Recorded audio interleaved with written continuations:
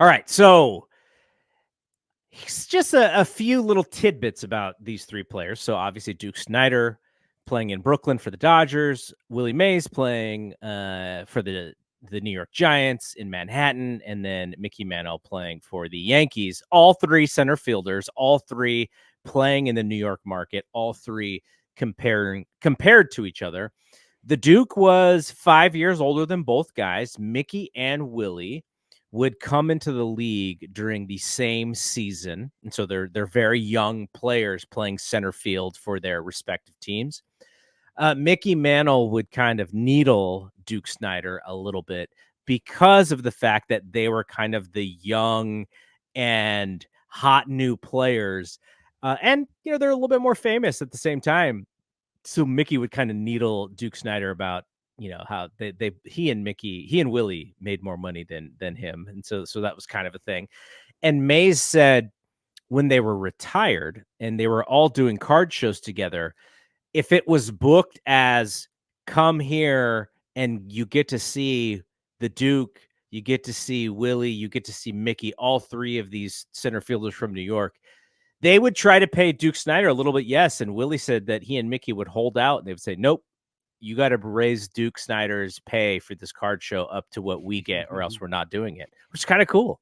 Yeah. Kind of cool that they stood up for each other like that. So this is a fascinating thing that I cannot believe actually happened in the history of Major League Baseball. The commissioner, Bowie Kuhn, is it Kuhn or Kuhn? Bowie Kuhn. Bowie Kuhn, though I'm sure Mays and Mantle may have called him a different name at this point. Mm-hmm. He banned Willie Mays in 1979 for accepting a job at a casino in Atlantic City. In Atlantic City, it was okay to bet. There were no restrictions for betting. And in Willie's contract specifically, it said he could not bet himself if he was going to take this job. But the commissioner still banned him because he thought it was just a bad look for a former Major League player. By the way, he is not playing anymore. He is retired. Right. And so he banned him from baseball. So Mickey Mantle got the same sort of deal a few years later, and the commissioner banned Mickey Mantle from baseball as well.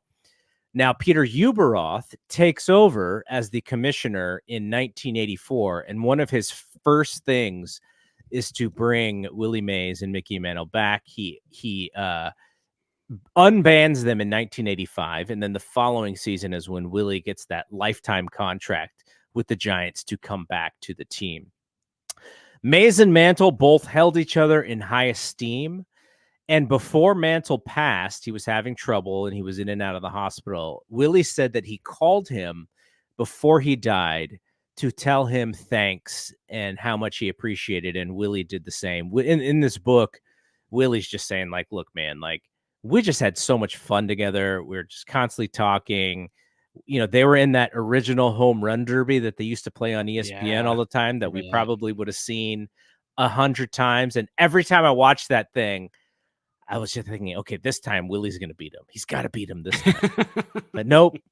Mays goes up 8-2. And in the book, Mays says he starts goofing around because the producers are like, you're going to kill him, and this is bad for the show. It's the debut episode. So then Willie starts goofing around, and then Mickey catches him and beats him in the thing.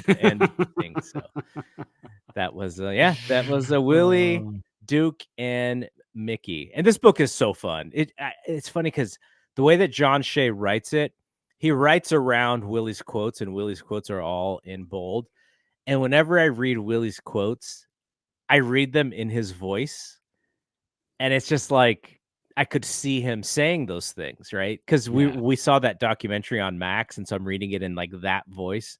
And so it's a lot of fun. I love this book, and I may not get finished with it by the time that that the season is over, but we'll keep doing these Maze moments because I think they're a lot. Yeah, I finally started it, and I read the Bob Costas foreword, and I'm a little bit into chapter 1. My problem is I read at night, And I'm already ready for bed. And I get into bed. I turn off the lights. I start reading. I get 2 pages in and I'm asleep. It doesn't matter what book it is, how exciting it is. I need to really like sit down out on the porch with a coffee during the day and read, and then I can get a couple chapters through. So, There you but go. it is pretty fun so far. I like it.